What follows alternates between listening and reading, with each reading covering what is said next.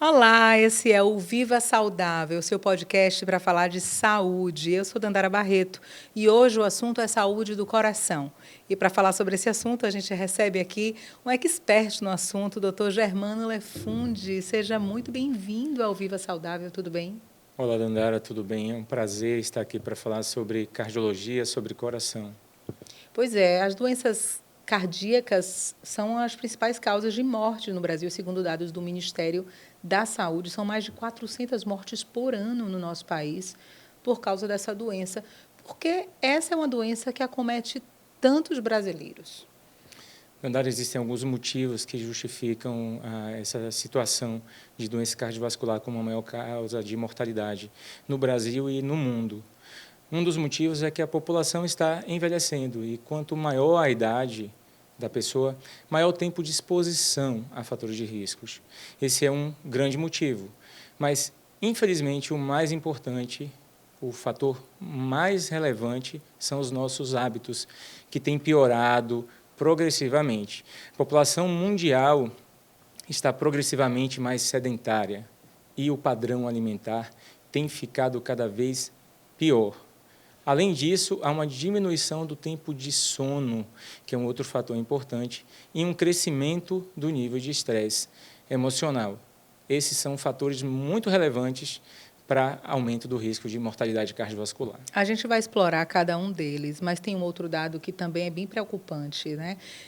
Segundo a Sociedade Brasileira de Cardiologia, 23% dos brasileiros nunca foram ao cardiologista. A gente tem esse hábito de só procurar o médico quando a doença vem, só fechar a porta depois que é roubado. A gente costuma dizer isso. Você percebe isso no consultório também? Isso é algo muito frequente no consultório. Os pacientes eles não têm a cultura de fazer avaliações de rotina para prevenção. De fato, o sintoma é o fato mais relevante quando você faz uma avaliação para o paciente. O sintoma ele é sinal de que algo não está bem. Ele consegue também direcionar a investigação. Eu consigo, baseado nos sintomas, perceber mais ou menos qual é o órgão que foi afetado. Mas a ausência de sintomas não significa ausência de doenças. Muitas situações começam numa fase muito precoce, sem qualquer sintoma evidente, sem qualquer sinal de doença. E o paciente pode passar anos sem saber que é portador de uma patologia. Existem inúmeras situações. Na cardiologia, por exemplo, duas das doenças mais prevalentes, a hipertensão arterial e o diabetes, não geram sintomas, a não ser numa fase muito tardia. Por isso, é muito importante que a gente consiga modificar essa cultura, fazer com que as pessoas procurem o médico regularmente para fazer sua avaliação. Isso vai conseguir, de fato, modificar esse cenário das doenças cardiovasculares no mundo. Você fala a respeito dessa a doença silenciosa, né, e de tantos casos sem sintomas. Você poderia trazer para a gente, baseado na sua vivência de consultório, um exemplo? Qual foi o caso que mais te surpreendeu? Eu vou citar um exemplo que aconteceu com um paciente que me procurou recentemente para fazer um check-up no consultório. Era um paciente de 52 anos, sem qualquer patologia, além do colesterol alto, e não tinha uma história familiar relevante. Ele era sedentário, estava em sobrepeso e, na maior parte dos exames, ele não apresentava alteração, a não ser num teste ergométrico. O teste de esforço mostrou uma discreta alteração no traçado do eletro.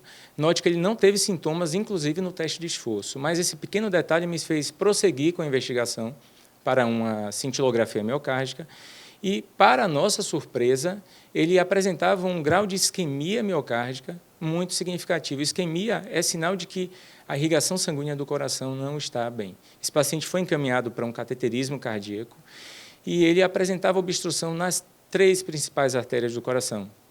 Ele só estava assintomático porque ele apresentou o desenvolvimento de uma rede muito ampla de colaterais, de artérias que supriam a necessidade do músculo cardíaco dele em repouso, mas isso mantinha o coração sob risco de um infarto.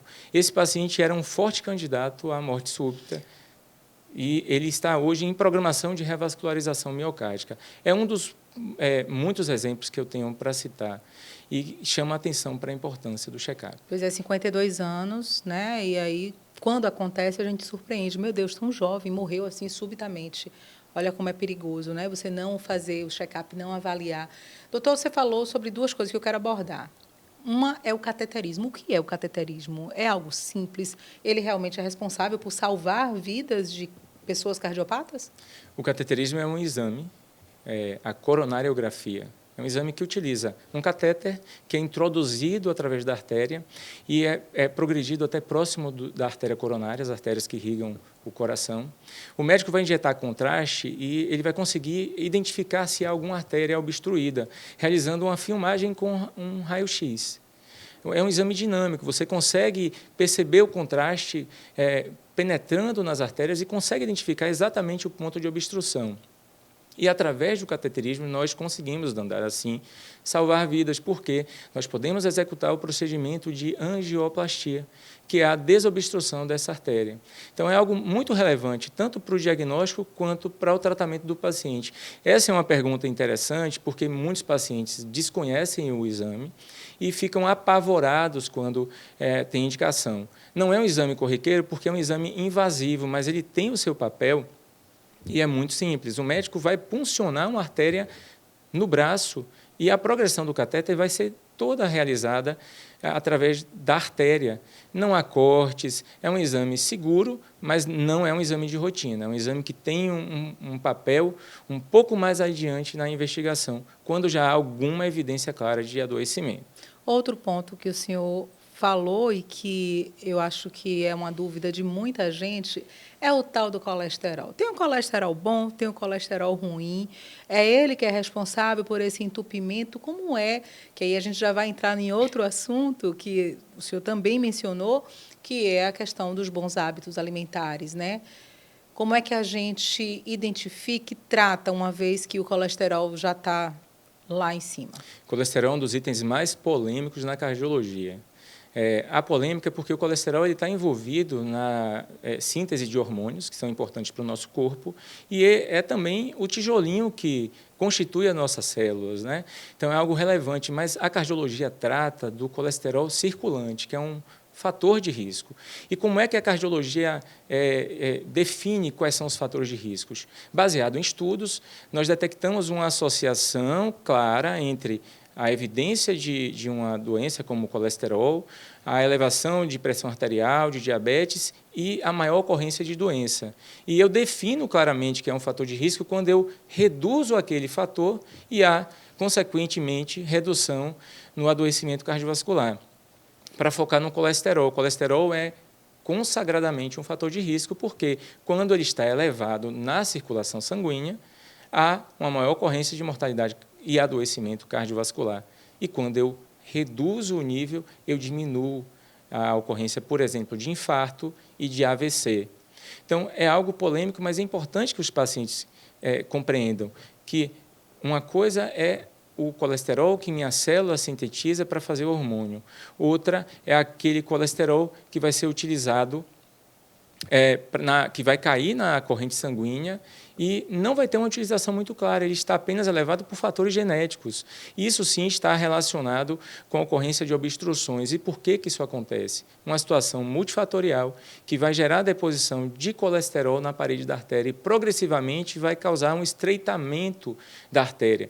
Vai dificultar a passagem de sangue e isso gera uma dificuldade de irrigação, não só no coração, mas no cérebro, nas artérias das pernas. Então, a doença ela é difusa e ela comete qualquer território onde há artérias. Só que os sítios mais importantes são o coração, o cérebro e os membros inferiores. Há também, Dandara, uma situação que ocorre quando não há uma obstrução progressiva, mas existe uma placa e a ruptura da placa. Em contato com o sangue, esse colesterol que está ali no interior da placa gera a formação de um coágulo que obstrui a artéria. E isso é, por exemplo, a causa do infarto e do AVC. A gente tem dois tipos de AVC, o AVC isquêmico, o AVC hemorrágico. Como o colesterol impacta nesses dois, qual é a diferença? O colesterol está relacionado com o AVC isquêmico, exatamente por conta desse mecanismo de obstrução das artérias que irrigam o cérebro. O AVC hemorrágico já é uma patologia um pouco diferente. Existe uma ruptura da artéria que irriga o cérebro e há extravasamento do sangue para o parênquima. Isso acontece, por exemplo, em situações de hipertensão arterial mal controlada. Acontecem também em situações de AVC. São patologias diferentes na sua origem, que recebem o mesmo nome porque o resultado final é a lesão cerebral. O acidente vascular cerebral representa uma lesão no território cerebral, e isso pode provocar danos permanentes na atividade do cérebro, mas o colesterol ele vai ter um papel muito importante no AVC isquêmico. Qual é o papel da hipertensão nas questões cardíacas, doutor? Por que as pessoas ficam hipertensas?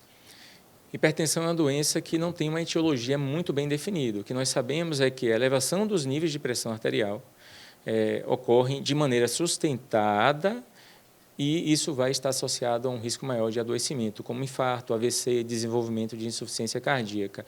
A doença ela é multifatorial, não apresenta uma causa. Está relacionado à liberação de determinados hormônios pelo rim, ao funcionamento das arteríolas que irrigam o rim e que podem se dilatar, né, e contrair. Isso gera uma influência no comportamento das demais artérias, né, que sofrem influências, por exemplo, da renina, da angiotensina, são substâncias que são liberadas no sangue.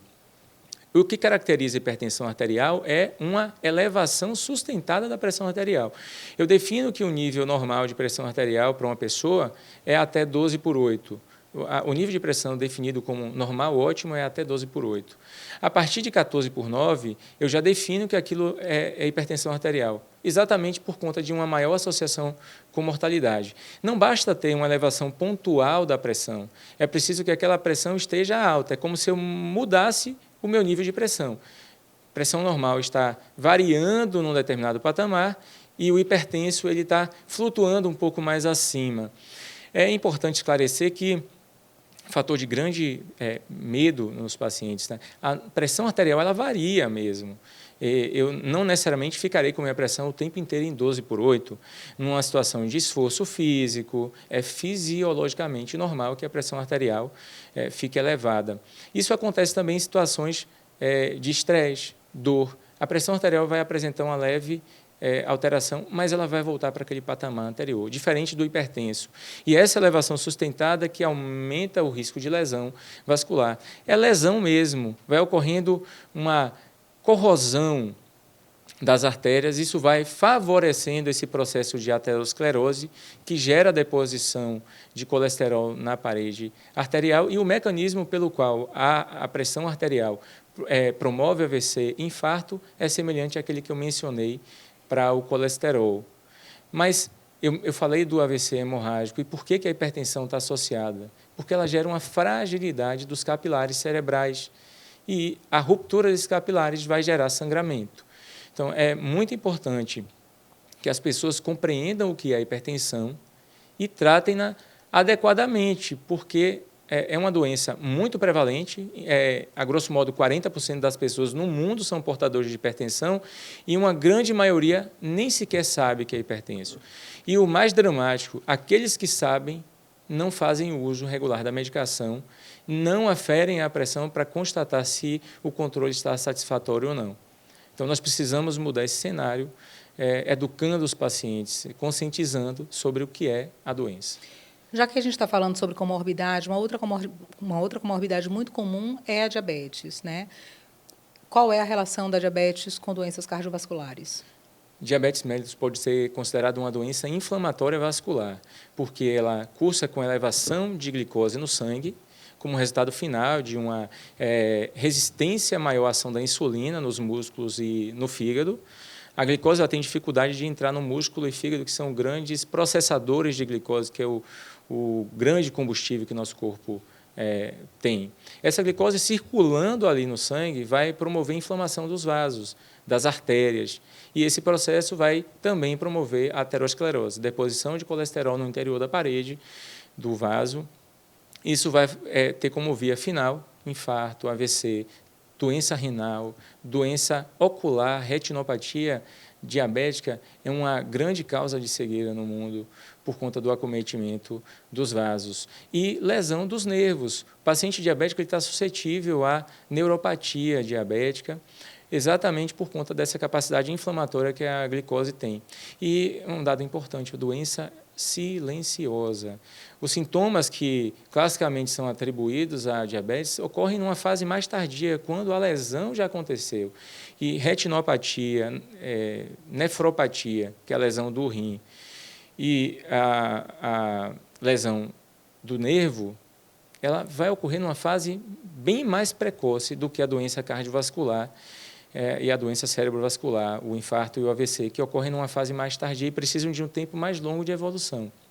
Então, identificar o diabetes é relevante porque você consegue tratar numa fase inicial. E eu digo até mais importante do que identificar o diabetes, é identificar aquele indivíduo que já tem uma alteração do nível de glicose, ele já se enquadra no pré-diabetes, ele não desenvolveu a doença ainda e eu consigo intervir. Isso mostra o quanto o check-up é importante. A avaliação de rotina ela não está focada só em identificar quem tem doença ou não. Ela identifica indivíduos que têm fatores de riscos para o desenvolvimento de doenças com a finalidade de intervir antes da doença aparecer.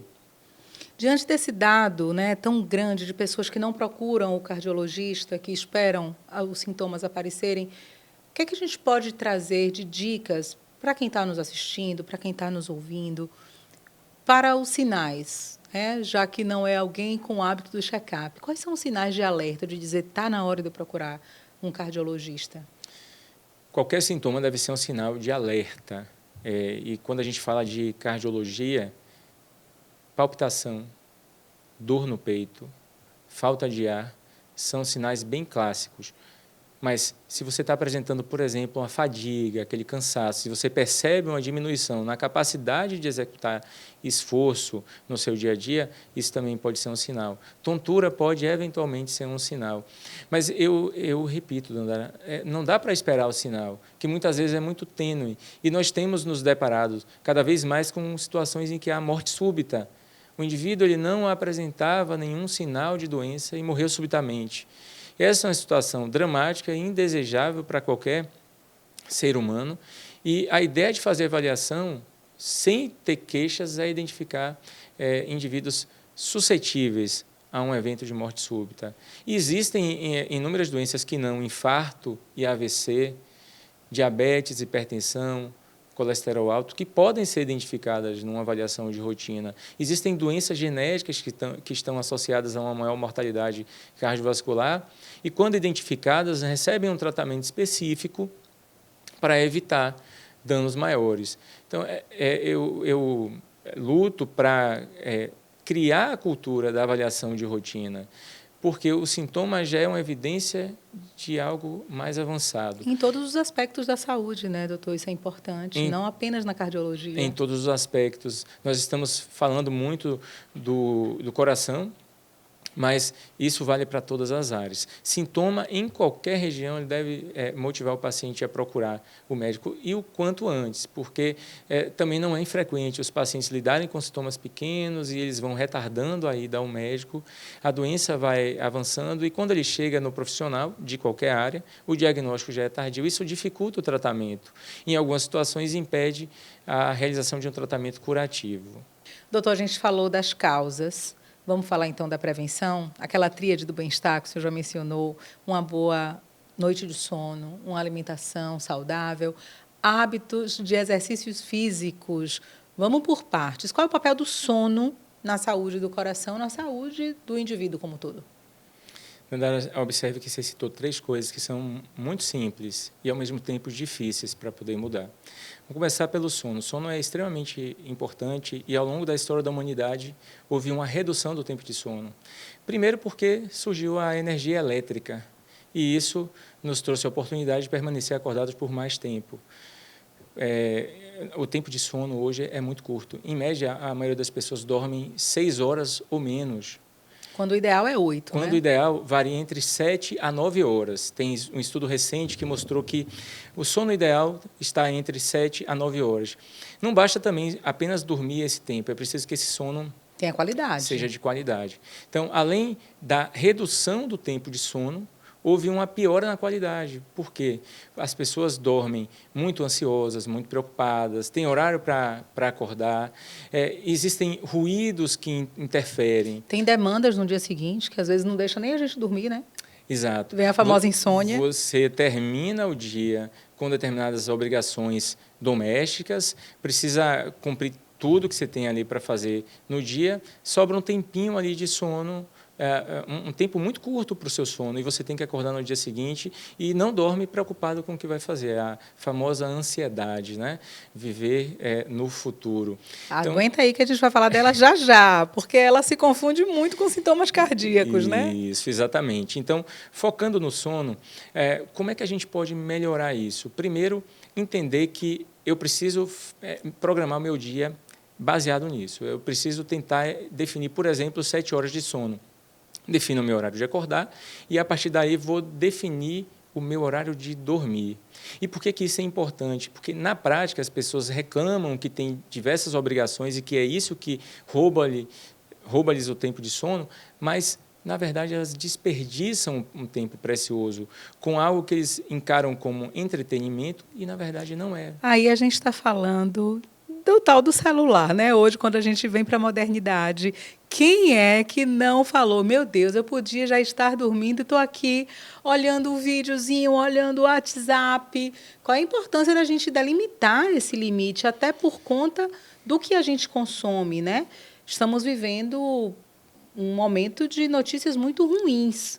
Como é que isso também impacta na saúde mental e do coração, doutor? A modernidade nos trouxe vantagens, mas nos trouxe desafios também. Imagine que você tem a TV, que lhe traz uma programação atrativa e você encara aquilo como diversão e acaba tirando um pouco do tempo de sono para poder dedicar à novela, ao filme. Aí vem um celular que está com você o tempo inteiro e a toda hora tem um alarme, uma notificação para te chamar a atenção. E isso te rouba tempo de sono. É importante definir horário, porque aí você vai conseguir desligar esses equipamentos. É importante desligar essas notificações, porque seu cérebro ele fica ativo, ele não desliga assim que você deita. E desligando a notificação, você vai ficar livre, né, desses alertas que te roubam tempo de sono. Uma coisa importante que você mencionou, Dandara, é como manter a saúde mental nesses tempos de notícias. Um outro benefício de definir o seu horário de dormir, definir estratégias para poder desligar o celular e desligar a TV, é diminuir o impacto emocional que determinadas notícias trazem. Nós somos seres humanos, na maioria, empáticos, então nós vamos nos envolver com os problemas dos outros, inclusive quando esses problemas não são reais, estão em filmes, em novelas, e isso acaba trazendo um impacto emocional que repercute no nosso sono. Então, focar no tempo de sono e focar na qualidade. Para isso, eu preciso seguir uma rotina. Fazer o que nós chamamos de higiene do sono. Eu defino o horário que vou dormir, desligo o equipamento eletrônico antes, desligo a TV, vou executar uma atividade mais tranquila para mostrar para o meu cérebro que eu quero que ele desacelere. Que atividade tranquila? Leitura, por exemplo, é uma atividade. Ouvir música. Tem menos estímulos, né? Visuais, sonoros. Orar, meditar, tudo isso acaba diminuindo a quantidade de estímulos que chegam ao cérebro, e isso serve de sinal. Importante ter uma luminosidade reduzida também, porque isso libera melatonina pela glândula pineal, e isso faz com que o sono chegue também. Ter um ambiente livre de ruídos vai favorecer o sono. Problemas relacionados à qualidade do sono são muito frequentes, e há uma série de estratégias que podem ser utilizadas pelas pessoas para trazer qualidade ao sono. Mas, antes disso, de pensar em qualidade, é preciso definir o tempo de sono e tirar aquelas coisas que nos roubam tempo. Já que a gente está falando sobre o sono, sobre as notícias, eu quero entrar no campo da saúde mental antes da gente falar sobre alimentação, sobre exercício físico, que são importantíssimos, porque nós estamos vivendo esse momento de notícias ruins. Quando houve a catástrofe no Rio Grande do Sul e aquelas imagens das pessoas perdendo tudo, né, daquelas pessoas perdendo, inclusive, crianças, bebês, animaizinhos, casa, tudo que conquistou, Eu ouvi alguns relatos de pessoas que, depois de consumirem aquelas imagens e de sofrerem justamente com essa empatia, que é uma característica nossa, humana, foram ao hospital com sintomas de palpitação, do peito doendo, e saíram com o diagnóstico de uma crise de ansiedade, uma crise de pânico. Qual é a relação, doutor, dessas crises que são emocionais, que vêm da cabeça, mas que impactam nesse sintoma físico, que é essa sensação do coração batendo mais forte, essa sensação de falta de ar, que você até confunde com o sintoma de um ataque cardíaco, de uma doença cardiovascular?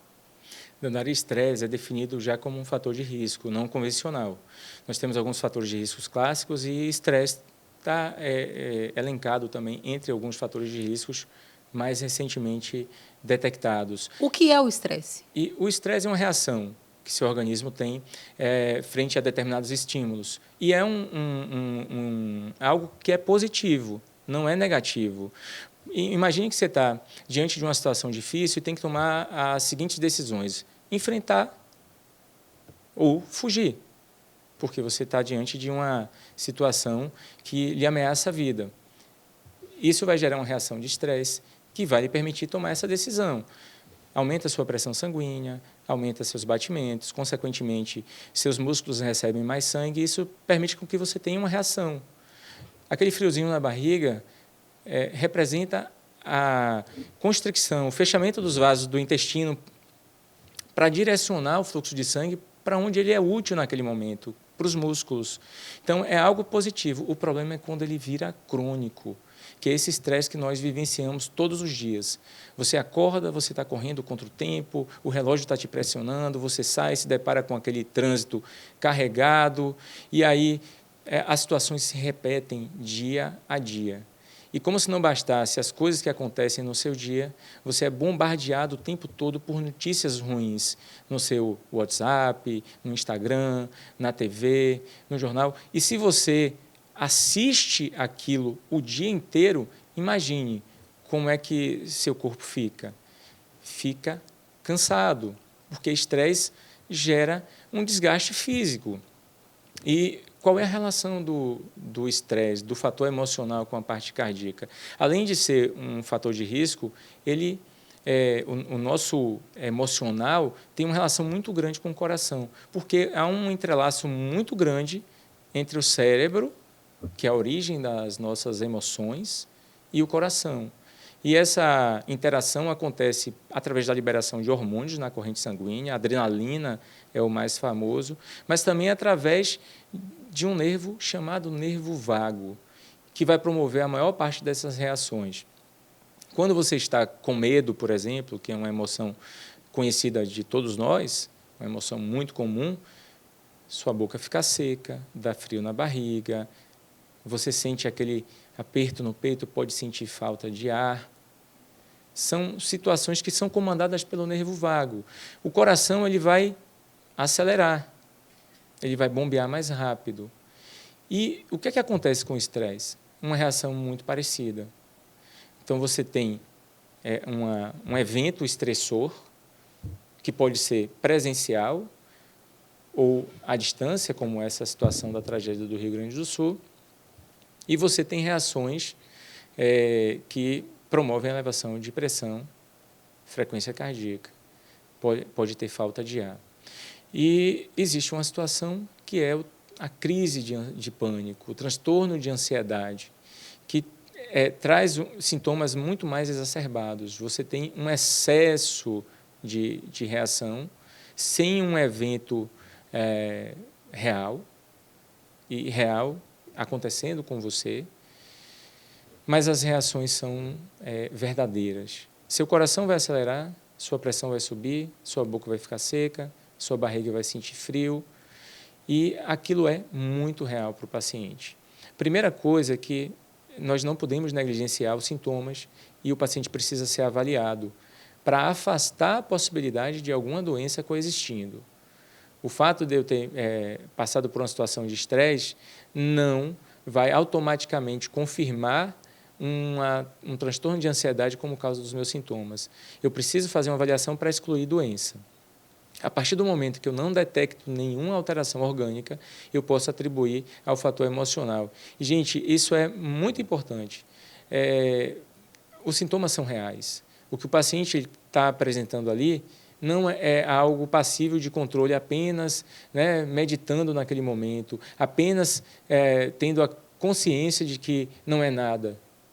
É um sintoma real, incômodo, de grande proporção e precisa de uma abordagem médica para aquilo. E, inclusive, vai precisar de tratamento multidisciplinar depois, com o apoio de um psicólogo, por exemplo, para tratar essas reações. Isso que você relatou em relação à tragédia de muitos pacientes procurando a emergência com sintomas reais é algo que acontece muito no consultório com outras situações corriqueiras. E a ansiedade, o transtorno de ansiedade tem uma característica, que é gerar antecipação. Se você sofre um evento traumático em um determinado momento da sua vida, você pode vivenciar algo semelhante quando você está diante de algo parecido com aquilo que gerou aquele primeiro evento estressor. Então, você lida com uma situação de um animal peçonhento num determinado momento da sua vida. No momento que você imaginar que tem um animal peçonhento na sua casa, você não precisa nem estar diante de um real, você vai apresentar os mesmos sintomas, porque teu cérebro faz com que toda aquela cascata de hormônios seja despejada na circulação sanguínea e teu coração vai reagir de uma maneira muito real, muito palpável. Você examina o paciente, ele está com o coração acelerado.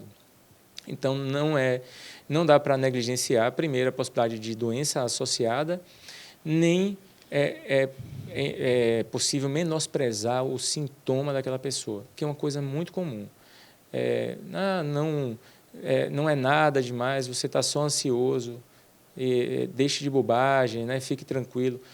Você não vai conseguir amenizar com palavras, mas uma boa conversa é capaz de acalmar. Algumas pequenas atitudes de acolhimento por pessoas que estão no entorno vão facilitar o controle desse estresse, desse transtorno de ansiedade. Vamos falar agora de alimentação. Aí eu já ponho aquele sorriso aqui, aquele sorriso meio envergonhado, né? Porque, para mim, a coisa mais difícil da vida é seguir dieta. É mudar os hábitos alimentares, que, na verdade, é a expressão correta. Qual é o impacto de uma alimentação desregrada, desbalanceada na saúde do coração? Tem uma comida que faz mal para o coração, doutor? Tem um alimento que é vilão, que é inimigo do coração? O principal inimigo do coração é o excesso de coisas ruins. E até de coisas saudáveis também. Então, eu diria que se o paciente tirar o excesso das coisas do dia a dia, ele acaba melhorando muito.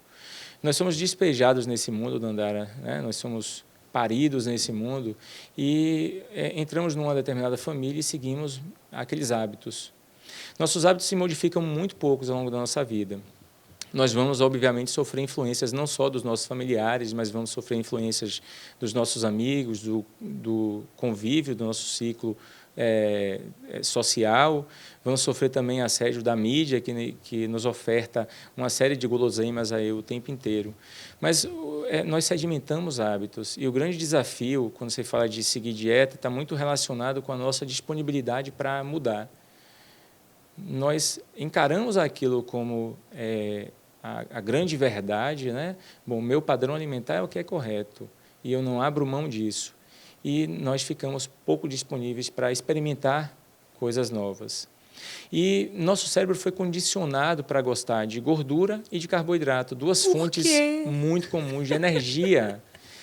Carboidrato e gordura são fontes de energia, de calorias, e a humanidade, durante uma boa parte da sua história, lidou com o oposto do que nós vivenciamos hoje, com escassez alimentar.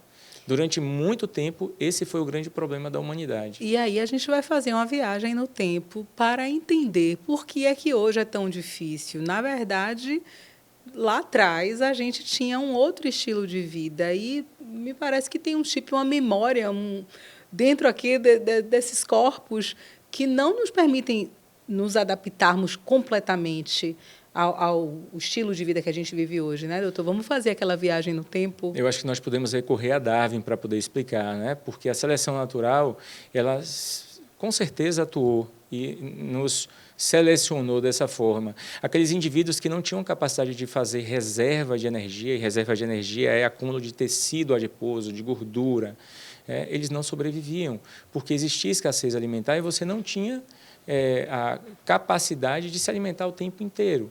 Você era um indivíduo catador e coletor, você saía caçando, catando coisas e não tinha a certeza de que iria encontrar alimento naquele dia. Então, indivíduos que não acumulavam gordura pereciam e não transmitiam seus genes.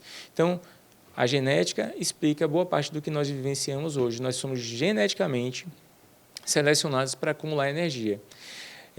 Aí passamos por revolução agrícola, que nos trouxe a oportunidade de ter uma oferta maior de alimentos, diminuímos, consequentemente, nosso grau de atividade física e passamos depois, na história da humanidade, pela Revolução Industrial, que nos tornou ainda mais sedentários, com horários bem definidos. Eu tenho que tomar café da manhã no horário porque eu vou entrar numa fábrica e aí eu só saio depois para almoçar.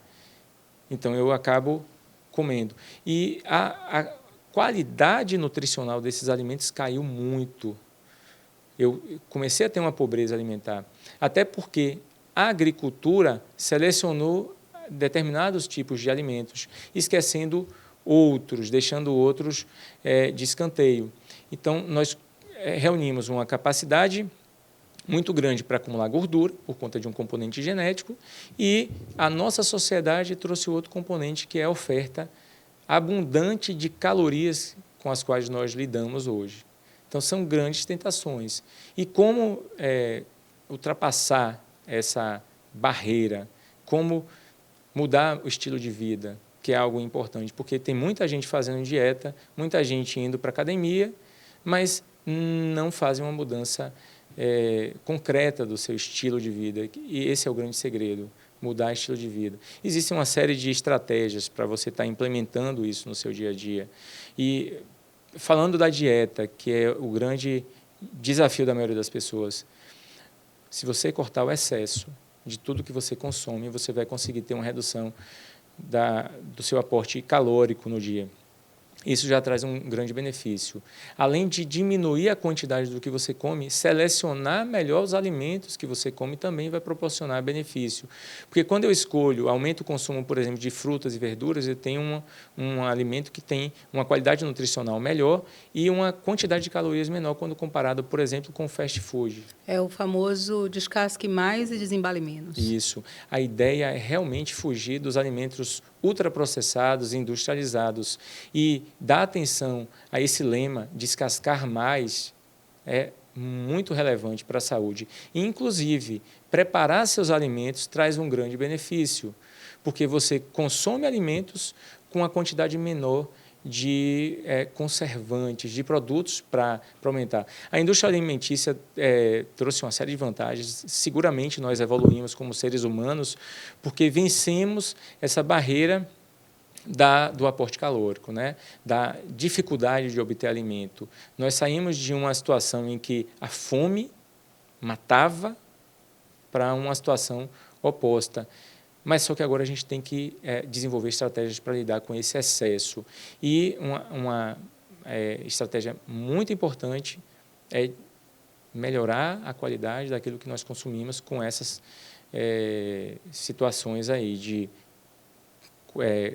plantar, colher aquilo que é sempre que possível, que a gente vai consumir.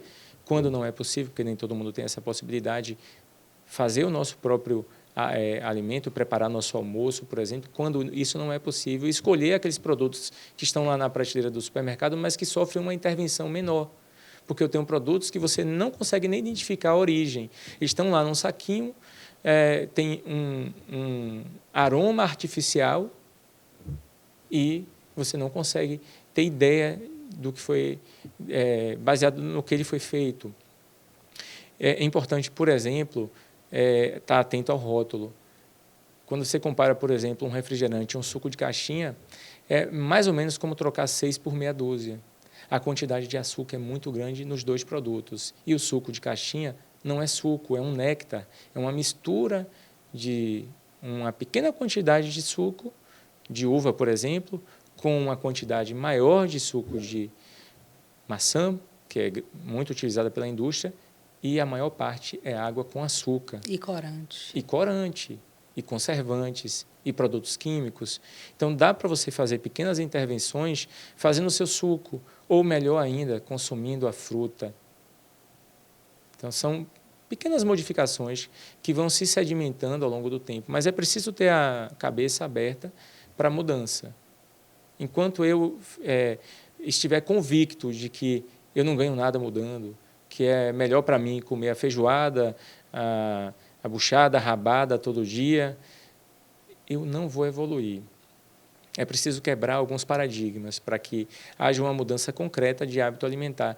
E não há necessidade de radicalismo. Nós não precisamos voltar para a era do homem das cavernas. Eu não preciso abdicar de uma casa confortável, de um ar-condicionado, de um ventilador para morar nas cavernas. Eu também não preciso abdicar de todas as benesses que a alimentação atual me proporciona. Eu não preciso deixar de ir a um aniversário e comer um docinho, de comer um bolo, de comer uma pizza, mas eu não posso fazer do consumo desses alimentos mais calóricos uma rotina.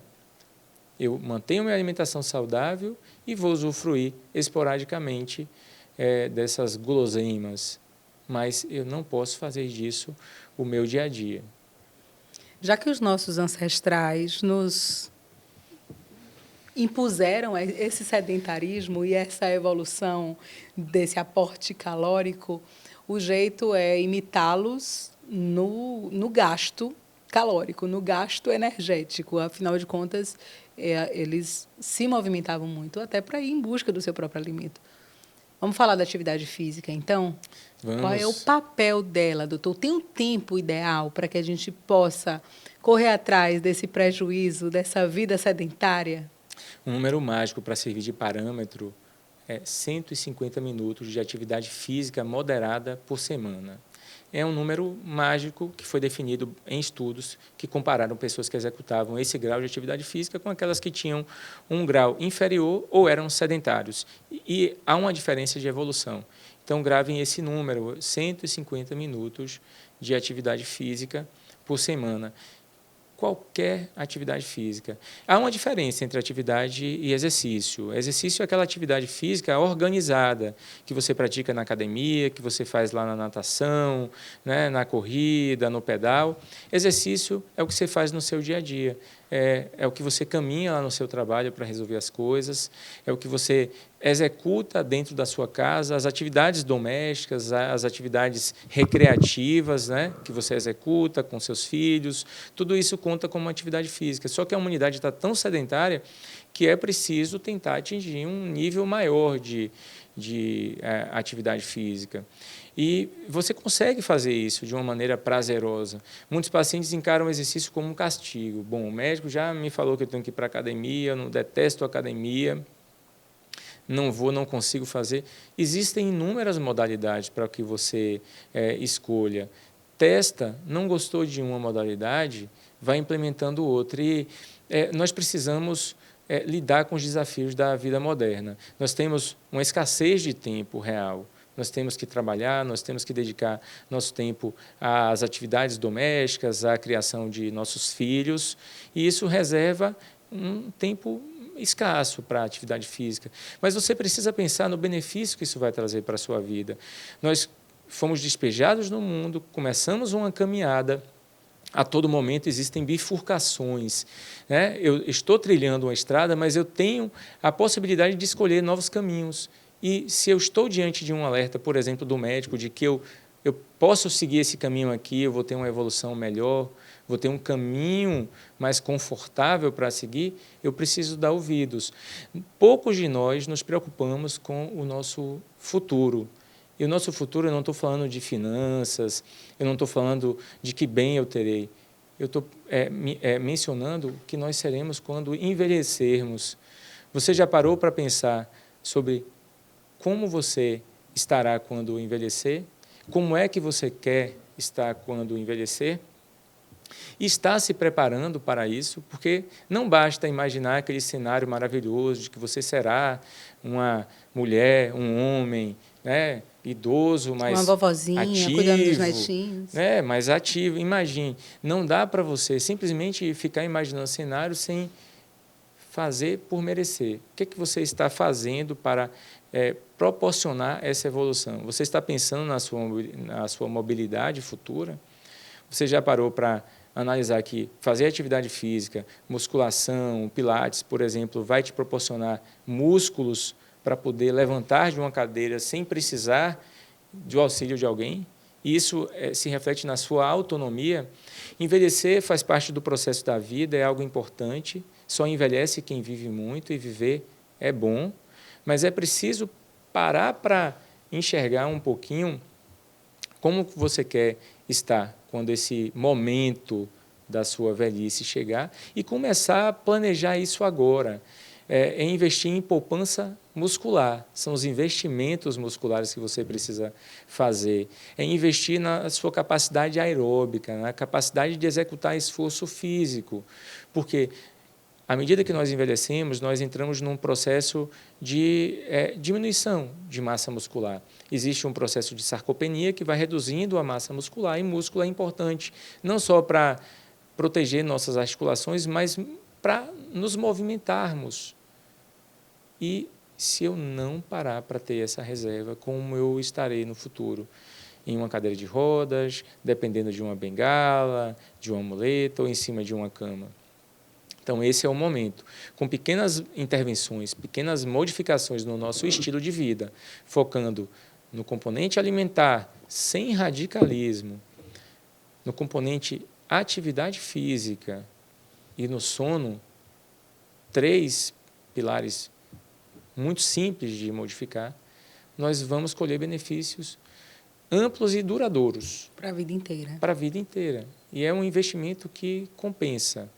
Doutor, a gente está se aproximando do Dia dos Namorados e tem uma pergunta que eu tenho muita vontade de fazer. Por que o coração é considerado um músculo romântico, a parte mais romântica do nosso corpo? Isso é mito, é balela? Ou tem a ver com essas razões todas que faz o coração disparar e o friozinho na barriga vir? O coração, em diversas sociedades, né, mais antigas, era tido como centro das emoções. E isso acontece porque é onde nós expressamos muito, né? As emoções são geradas no cérebro, mas eles são percebidas, né, no nosso corpo pelo coração. Por quê? Porque exatamente seu coração acelera, sua pressão aumenta, seu coração bate mais forte. Quando você está diante de emoções diversas, sejam elas alegres ou tristes.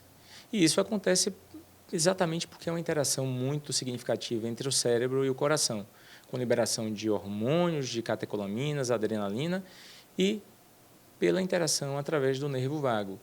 Assim como quando dormimos, nossa frequência cardíaca diminui, nossa pressão diminui por conta da intermediação do nervo vago, nosso cérebro está sempre interagindo com o coração, em situações de alegria, tristeza, raiva, medo, nós vamos expressar reações que nos preparam para reagir diante das adversidades eventuais.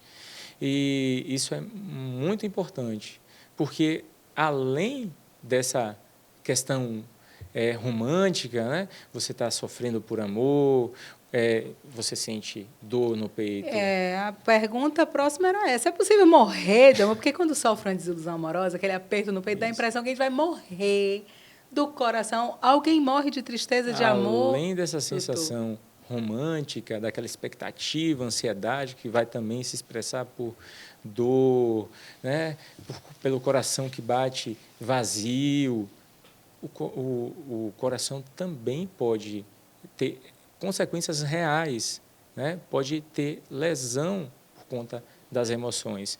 Existe uma síndrome chamada síndrome do coração partido, que é nada mais, nada menos do que uma situação muito extrema dessa interação entre o sistema nervoso central e o coração. Essa liberação muito significativa de adrenalina vai promover uma lesão no músculo cardíaco, um quadro que se parece clinicamente muito com um infarto, com dor no peito, né, com suor frio. E quando você faz um ecocardiograma, você observa uma alteração na contração do músculo cardíaco. Então, é algo muito real. Então, o coração partido não é figura de linguagem, ele existe de verdade. De fato, não é figura de linguagem, existe. E a grande diferença para o infarto é que não há obstrução da artéria coronária, mas há lesão do músculo cardíaco com alteração de enzimas. Então, sim, emoções muito fortes, sejam elas tristes, na grande maioria das vezes são emoções negativas, mas também emoções positivas muito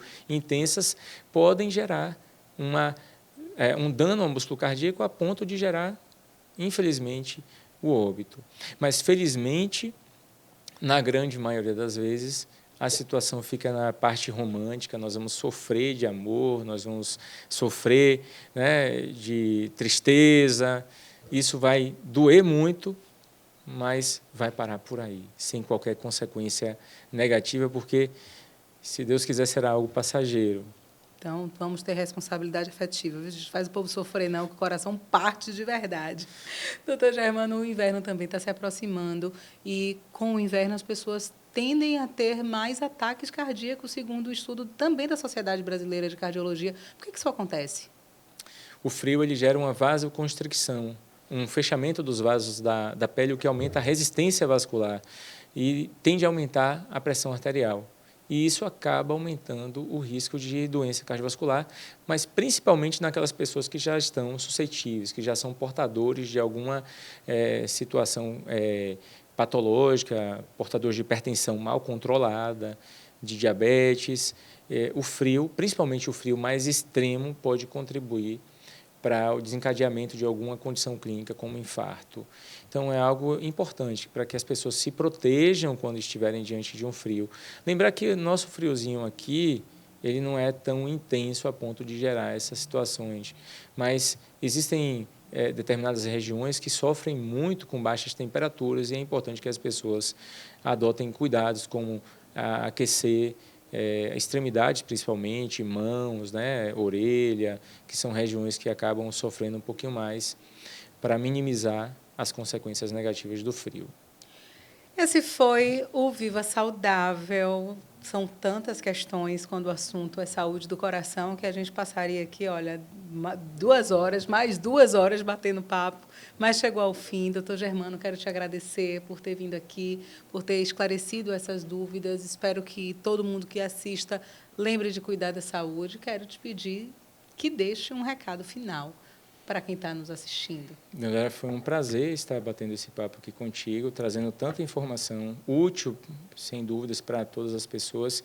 E eu queria fazer um convite para você que está aí do outro lado, para que você pare um pouquinho para refletir sobre o seu futuro, o que você quer para o final desse seu percurso, e te convidar para fazer essas pequenas modificações que nós mencionamos aqui. Foca um pouco na qualidade do teu sono, no tempo de sono, exercício físico e uma alimentação saudável. Sem dúvidas, isso vai trazer um benefício enorme para a tua vida e vai gerar repercussões naquelas pessoas que estão ao seu entorno. Quando você muda, as pessoas que estão à sua volta mudam também, e isso vai gerar benefícios para a tua família, para teus filhos.